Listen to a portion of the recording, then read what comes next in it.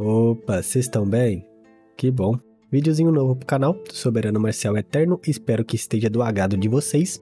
Lembrando que dá muito trabalho pra fazer, porque tem que traduzir, escrever roteiro, cortar, tudo vocês sabem, né? Porque não tem mais BR pra gente fazer. Tem que pegar lá da gringa, então, por favor, deixa seu like, né? Vai ajudar demais o canal, comenta qualquer coisa pra engajar, se inscreve se for novo por aqui. E lembrando que o nosso canal sobrevive da doação de vocês, e é vocês que me raivam pra trazer mais vídeo. Então, no comentário fixado e na descrição, bem como um QR Code que eu deixo todo o vídeo, você pode fazer uma doaçãozinha pro canal e ajuda demais. Um beijo pra todo mundo e bora pro vídeo. O capítulo começa com a entrada do Monte Meru se fechando após todos entrarem. Um figurante todo bobo, aproveitando que o nosso prota já estava longeão, chama ele de arrogante e diz que vai reportar esse assunto imediatamente e pedir que as seitas mais fortes mandarem seus discípulos para a cidade da Chama Marcial para derrubar tudo. E quando o Monte Meru se fechar, então eles devem capturar nosso prota e fazer ele em pedaços. Olha como sonha esse random, mano. O ancião Ruivinho só ouvia isso sem palavras, olhando pro lerdão. O Ruivinho então fala: "Ei, você não tá exagerando não, fi? No fim todo mundo entrou de um jeito ou de outro. Não me parece que ele causou um grande dano. Esse tá passando pano pro nosso prota, isso sim." Vendo isso, o figurante grita todo nervosinho, questionando que nosso prota não fez dano. Mas por acaso o velhote se esqueceu quantas pedras primordiais nosso prota extorquiu dia após dia? O cara, se rasgando de raiva ou inveja, grita que nosso prota sozinho, com todos os esquemas dele desde a entrada na cidade, depois leilão e depois cobrando para que eles passem pela ponte de energia, sozinho conseguiu ajuntar um valor equivalente à fundação das grandes seitas. O Ruivinho, vendo que ele estava se descabelando, debocha dele dizendo: "Ué, tá com inveja, vai lá e faz igual, tio. Você tem coragem?" Deixando o maluco mais bolado ainda. O outro ancião, tentando remediar tudo, fala para os dois ficarem de boa e manda eles calar a boca.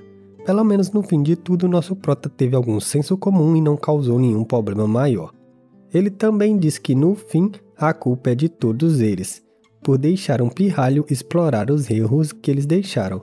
Porém, essa brincadeira foi longe demais e nosso prota deve ser castigado severamente, senão o prestígio e a reputação das grandes seitas da região do sul ia ser afetada.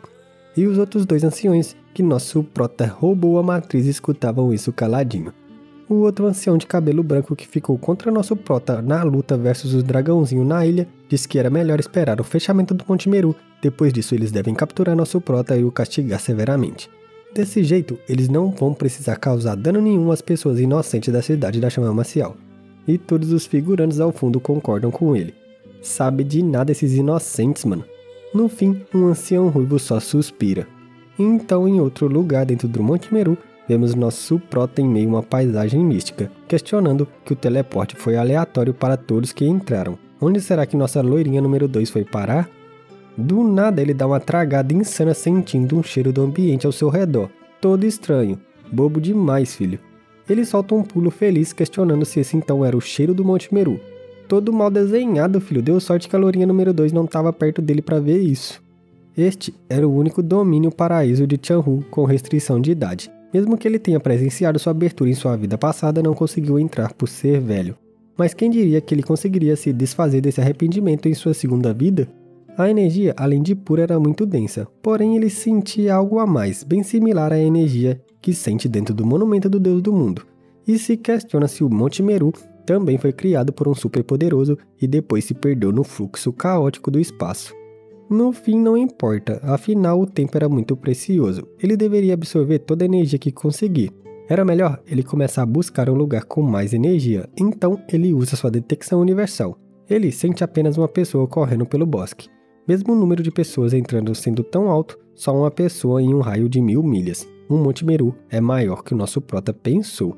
Após isso, nosso prota diz que o vale ao leste parece ter depósitos de energia espiritual líquida e se prepara para partir retirando seu navio de batalha. Enquanto sobrevoava o local, ele vê uma cascata de energia espiritual líquida e pondera que essa concentração era absurda. Se estivesse no continente Chanhu, seria uma área considerada um tesouro da Terra e disputada por todas as superpotências. Ele joga o monumento do Deus do Mundo no centro da energia, pensando que tem que absorver tanto quanto for possível. Dentro do monumento do Deus do Mundo, vemos nosso prota flutuando, enquanto a energia insana inundava o domínio do fogo, fazendo os figurantes ficarem em choque.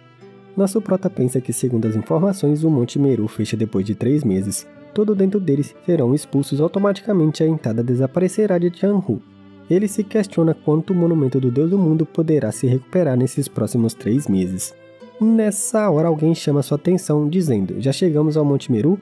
Então quero sair. Nosso prota se vira falando: prof, você já alcançou o nível de um rei marcial? Totalmente surpreso. E mano, olha como a nossa deusa Ruivinha tá, filho, linda demais, mano. Isso aqui é brincadeira. Aí não vai dar nem graça para as outras waifuzinhas disputar, mano. Nosso prota diz que lá fora é muito perigoso, assim era melhor que ela fique dentro do monumento do Deus do Mundo. A energia no domínio do fogo vai ficar muito mais intensa do que lá fora. Ouvindo isso, ela encara nosso prota falando: com você ao meu lado, eu não tenho medo de nada. Que isso, cara? Vira homem, Liu Xiong! Se fosse o Yang Kai, era 3 dias e 3 noites de lovezinho, mano. Nessa hora, ela percebe o que disse e fica muito sem graça, toda coradinha, filho. Então, com raiva, ela grita: você vai me deixar sair ou não? Deixando nosso prota sem escapatória, que concorda com ela. Do lado de fora, ela fica surpresa com a beleza do Monte Meru. Nosso prota diz que esse era um dos 3 reinos místicos de Tianhu. É muito perigoso e imprevisível, mesmo para ele, então era para ter muito cuidado. Além disso, o monumento do Deus do Mundo deve ser mantido escondido de todos de alguma maneira. Ele diz para ela ficar em um só lugar e praticar duro, esperando os próximos 3 meses se passar e ser expulsa automaticamente. Porém, ela bufa dizendo que vai decidir por si mesmo o que fazer, não precisa dele ensinando nada, fazendo nosso prota pensar que a Prof. Ruiva cada vez mais se comporta como uma criança em sua frente. Isso não era um bom sinal. Nessa hora, ele exclama em choque e pula para o navio de batalha rapidamente chamando ela, que pergunta o que estava acontecendo. Nosso prota diz que alguém está se aproximando, os dois não podem ficar ali arriscando expor o monumento do Deus do Mundo. Eles se afastam com o navio de batalha para um local distante e nosso prota e a Ruivinha saltam no meio de umas rochas. Guardando o navio em seu anel, ele pede silêncio dizendo que os dois devem se esconder ali, enquanto a Ruivinha encarava ele. Alguns instantes depois, os dois encaram alguém saindo correndo da floresta em sua frente em silêncio. Um figurante, todo bobo, gritava enquanto corria de alguma coisa, totalmente desesperado, fazendo a deusa Ruivinha exclamar. Ela pondera que esse cara devia ter corrido de muito longe, pelo menos umas 1000 milhas, e mesmo assim nosso prota conseguiu sentir ele. Sua detecção universal era absurda. O figurante grita chamando nosso prota e a Ruivinha de irmãos pedindo que eles salvem sua vida, e depois ele com certeza vai pagar generosamente o favor. Ouvindo isso, a professora exclama em choque olhando para nosso prota, afinal o figurante descobriu eles facinho, mesmo os dois estando protegidos pela detecção universal do nosso prota. O único jeito disso acontecer é se a detecção dele for mais forte que a do nosso prota, e ela questiona que tipo de monstros entraram no Monte Meru. O figurante diz que sabe que os dois estavam escondidos. Se eles o ajudarem a se livrar do monstro que o persegue, todos os benefícios serão deles, além de um grande pagamento depois de sair do Monte Meru. Nosso prota se levanta, dizendo que não há mais motivos para se esconder. O figurante fica feliz, que até chora dizendo que era muita sorte, agora ele estava salvo. Porém, sua última palavra para em sua boca quando ele sente o cultivo do nosso prota e da Ruivinha. Então ele só passa dizendo que um rei marcial e um lorde marcial são apenas cultivadores de baixa categoria, que não serviam nem para bucha de canhão. Nessa hora, ele para percebendo algo muito importante, que até tremeu um pouco. Então, ele se estica todo gaguejando: você é Liu Xiong? E nosso prota só pede para que ele o chame de jovem mestre Yu. Ele rapidamente se esconde atrás do nosso prota, feliz por encontrar um salvador, e diz ser da Ilha da Flor da Ameixa, na região norte. Ele esqueceu de consultar o guia e acabou encontrando o monstro, assim que entrou no Monte Meru. Se não fosse por sua habilidade, ele já estaria morto. Porém, mesmo o cultivo do nosso prota sendo baixo, ele ainda sabe que seu poder de combate não é inferior de um santo marcial. Se eles trabalharem junto, com certeza vão conseguir. Ouvindo ele, nosso prota apenas mete um murro bem dado no figurante, mandando ele não encostar muito. O figurante diz que o monstro pode se ocultar, então ele não sabe como ele se parece, porém ele foi perseguido e golpeado por ele. Nosso prota pergunta: você consegue ver através da minha detecção universal? Como pode ser possível não conseguir ver a forma do monstro? O figurante tira um tesouro chamado Espelho Celestial e diz que com ele pode ver tudo por mais de 1000 milhas. Por isso ele encontrou eles, porém ele fica em dúvidas pois no espelho só mostrava um, e o espelho nunca errou. Lembrando quem era nosso prota, ele deixa de lado e nosso prota diz que a seita da Flor da Ameixa não é uma das seitas importantes, porém mesmo assim tem um espelho celestial, um famoso artefato Shuhan de rank 9. Porém, cruzando suas mãos, ele diz: o que você tem em suas mãos é apenas uma cópia de péssima qualidade feita por um alquimista de rank 7, deixando o figurante em choque perguntando como ele sabia, afinal era realmente uma cópia chamada Pequeno Espelho Celestial. Nosso prota, enquanto se prepara, diz que mesmo sendo uma pequena cópia ainda era valioso, então alerta que o monstro estava chegando, assustando os dois, fazendo o figurante se jogar no mato com medo. Nosso prota para e fica encarando à sua frente sem ver nada. Então ele exclama quando nota uma gosma verde que escorria por todo o local. A Prof. Ruivinha entra na frente dele dizendo para ele tomar cuidado, e diz para que nosso prota não vá lutar. Afinal, o figurante era um santo marcial e ainda não foi capaz de lutar contra o monstro. Nosso prota, segurando a mão dela, pede que ela não se preocupe. Afinal, quem era um santo marcial se comparado a ele? Ia ficar tudo bem, deixando o figurante em choque e a deusa Ruivinha toda coradinha. Nosso prota parte para cima, avançando com tudo que tem e faz um ataque. Porém nota algo verde passando por ele e exclama em choque.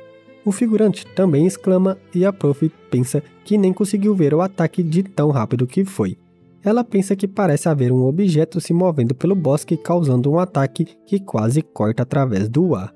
O figurante pensa que era muito difícil se esquivar de um ataque, porém nesse momento havia pelo menos 10 ataques movendo-se constantemente ao redor e o número estava aumentando rapidamente. Nessa hora nosso prota se vira com raiva gritando: "Ei! O show tá bom aí, fi?" Ou algo assim, porque os dois não se apressam e vêm me ajudar? E vemos os dois de boa filmando tudo de camarote, como os juízes do Monte Meru.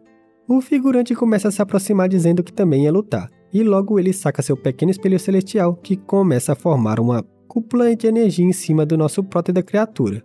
Nosso prota encara sua mão sangrando enquanto pensa que o monstro estava tentando escapar. Óbvio que isso era impossível, né? Então, usando sua blusa como rede, ele aproveita que o monstro estava preso dentro da cúpula de energia para capturar ele. O figurante fica rindo, comemorando por ter conseguido congelar o bicho com o espelho. Enquanto a Prof. Ruivinha se aproxima, ele sorri todo bobo, gritando para nosso prota pegar o monstro. Ele queria ver que tipo de monstro que se atreveu a atacar ele. Todo bobo, ele pensa que nosso prota acumulou bilhões de pedras primordiais, e essa quantidade dava para passar o resto da vida como um rei. Ele pensa que não importa o truque que nosso prota possa usar. Mesmo o Imperador Maciel não consegue se mover com o efeito do espelho celestial ativo. Vemos ele lá atrás, todo bobo, pensando que para lidar com a Ruivinha depois disso não ia demorar nem um segundo. Porém, nosso prota estava usando uma técnica da evolução divina, arte da captura. Nessa hora, o bichinho todo mal desenhado exclama ao perceber que nosso prota estava se mexendo de boa e acabou de capturar o monstro. Ele grita perguntando que truque era esse. Como ele conseguia se mexer mesmo estando sob os efeitos do espelho celestial? Nosso prota diz que o espelho celestial é capaz de prender qualquer coisa em seu espaço, embora só utilize as regras do mundo e prenda uma pequena parte em seu espaço. A Prof. Ruiva chega perguntando se o monstro estava bem, então nosso prota termina de responder o figurante sobre o falso artefato dele não ser capaz de prender nenhuma parte. No máximo pode pegar emprestado o poder das regras e prender o inimigo. Uma vez que se entenda o poder usado, é fácil se libertar. O figurante começa a suar muito enquanto pensava em sua sorte de não ter feito nada precipitado, senão sua morte teria sido dolorosa. Vendo isso, nosso prota pergunta por que ele estava suando tanto. Será que ele estava planejando alguma coisa contra ele? Por um momento, nosso prota percebeu sua cara de pilantra. E o figurante, mentindo mais que o Pinóquio, diz que nunca faria isso. Ambos estavam no mesmo time e nosso prota o resgatou. Como ele poderia o apunhalar pelas costas? Não havia motivo para isso, nem por técnicas preciosas ou pedras primordiais.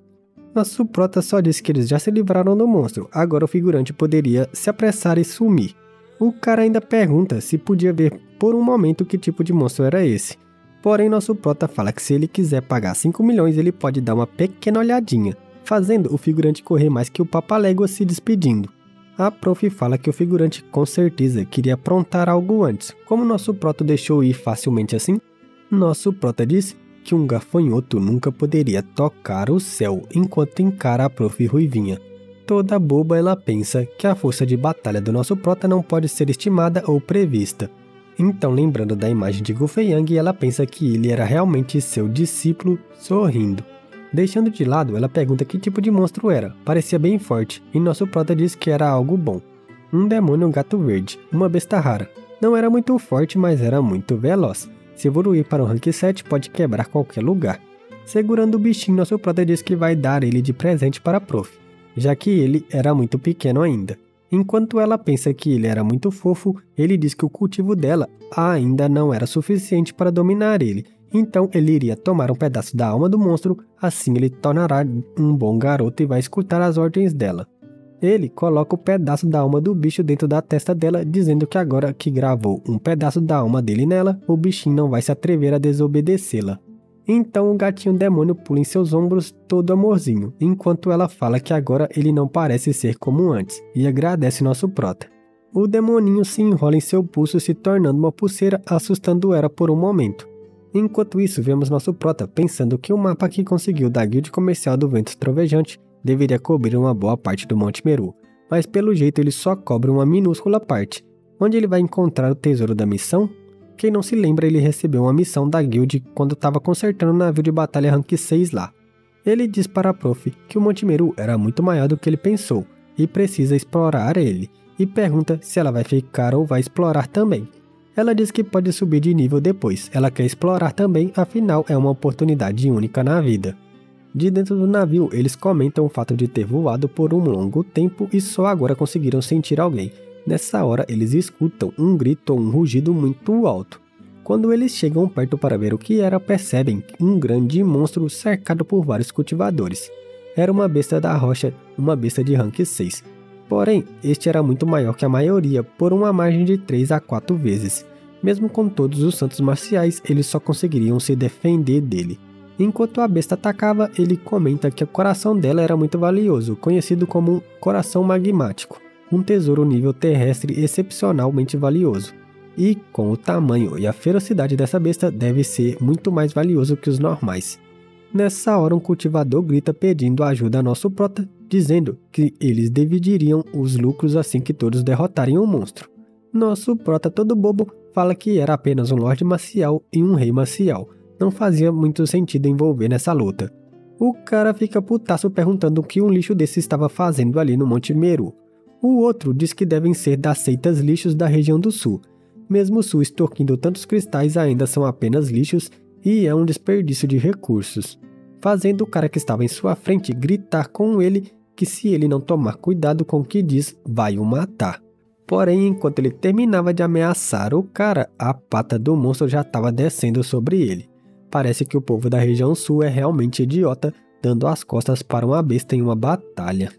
O monstro ruge furioso depois de deixar apenas o rastro do figurante falador de merda, assustando todos os outros que circulavam.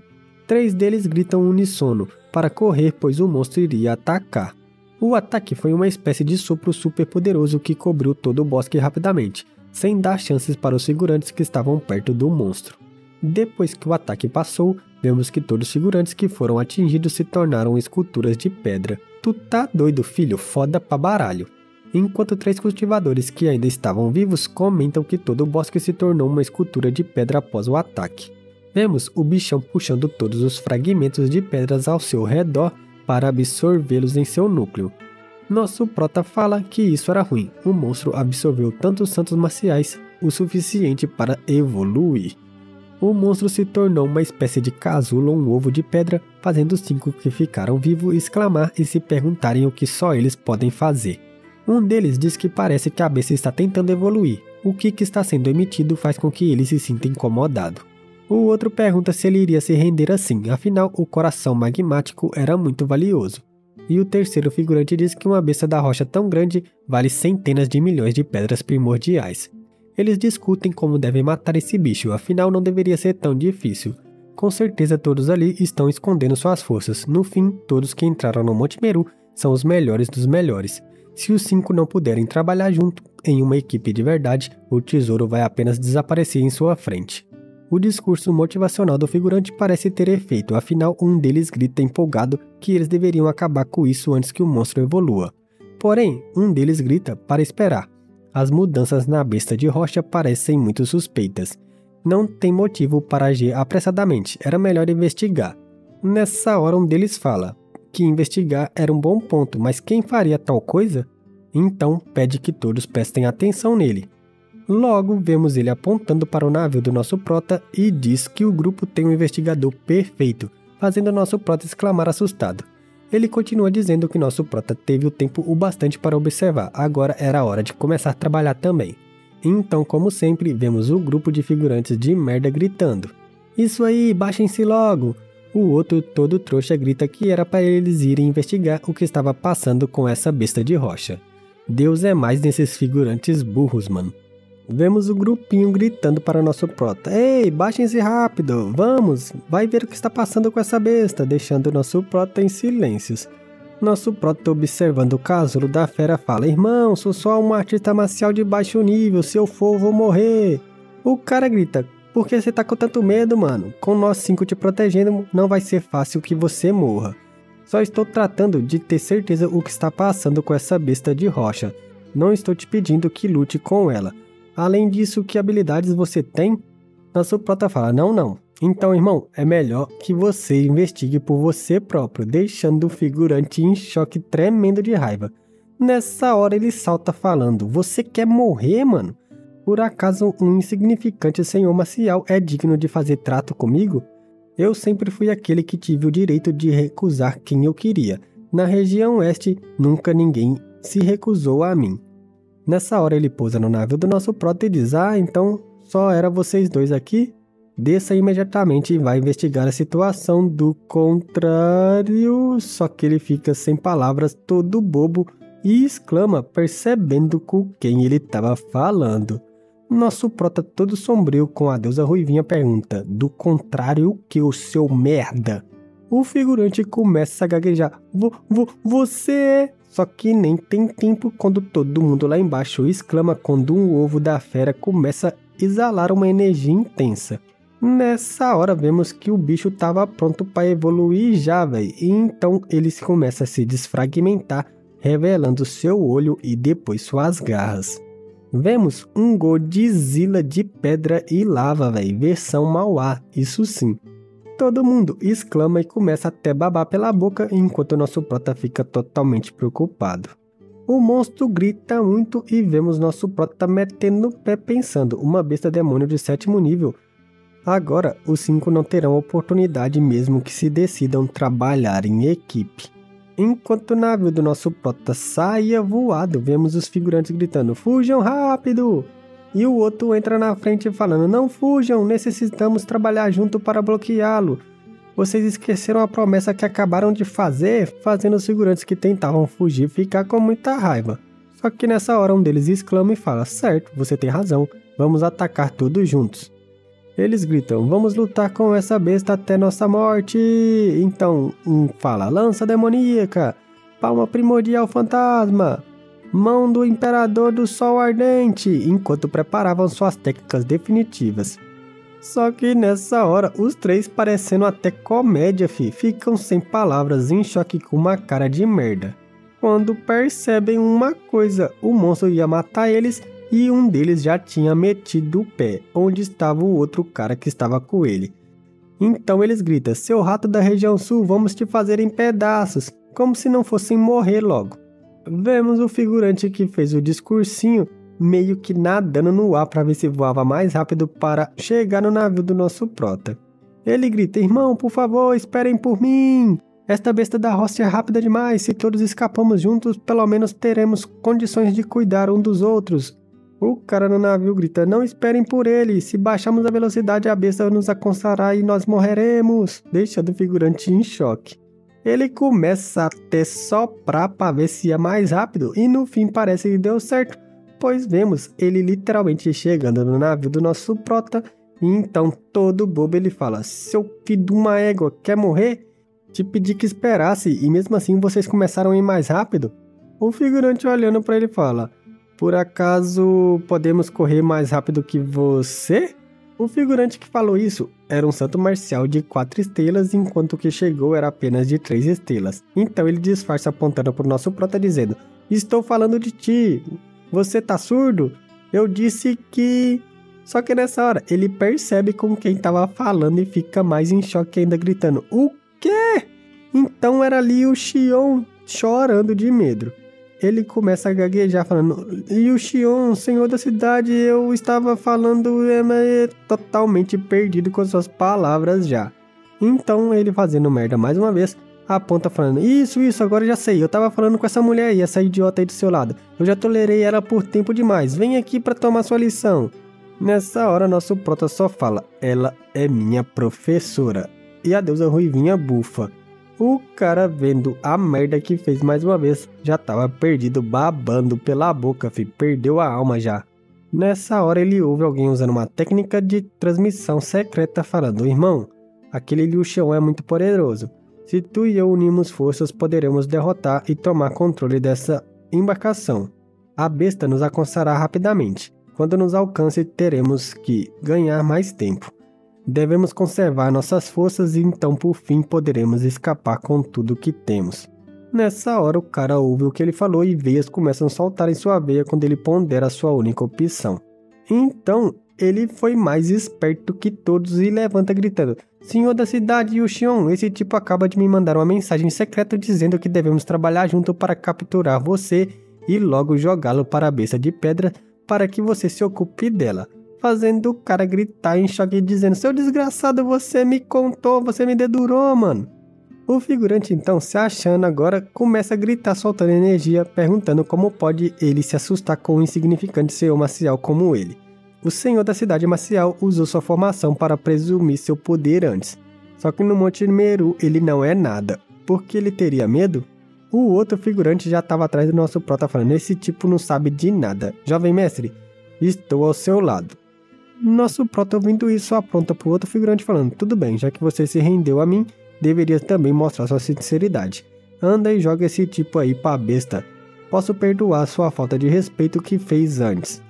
O cara em choque fala, senhor da cidade, seu nível de cultivação é ao menos uma estrela mais alta que o meu, eu não posso vencê-lo. Nosso prota diz, relaxa, estou aqui. Do que você tem medo?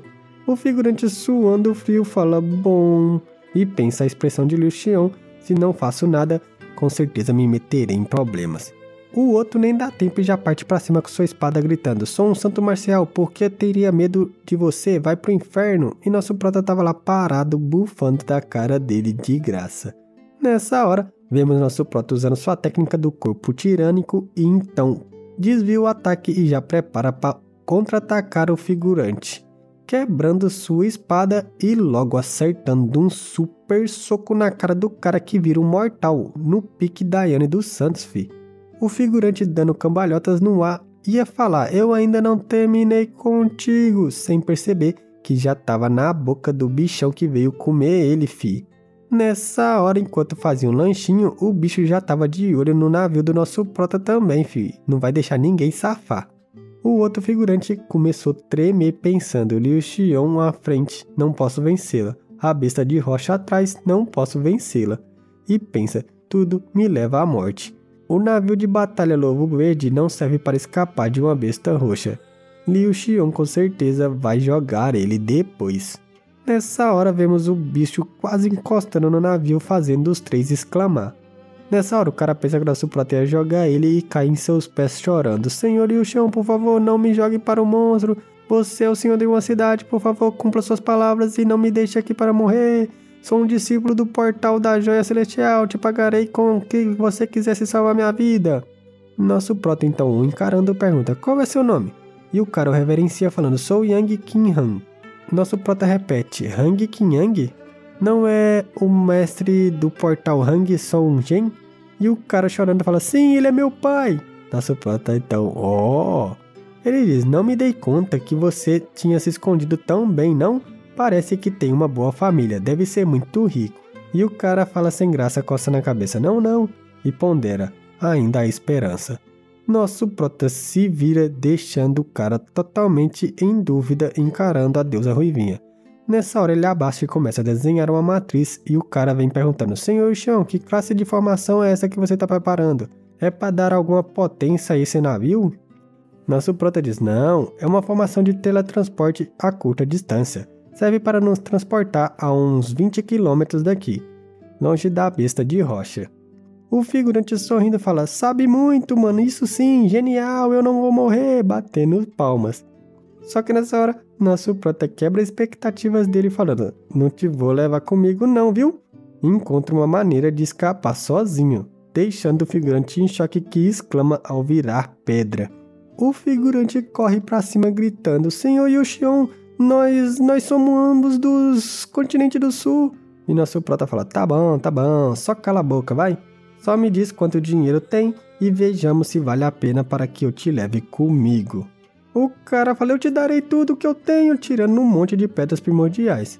E nosso prota pergunta: o quê? Você é o discípulo principal do portal da Joia Celestial? Isso não é suficiente em absoluto.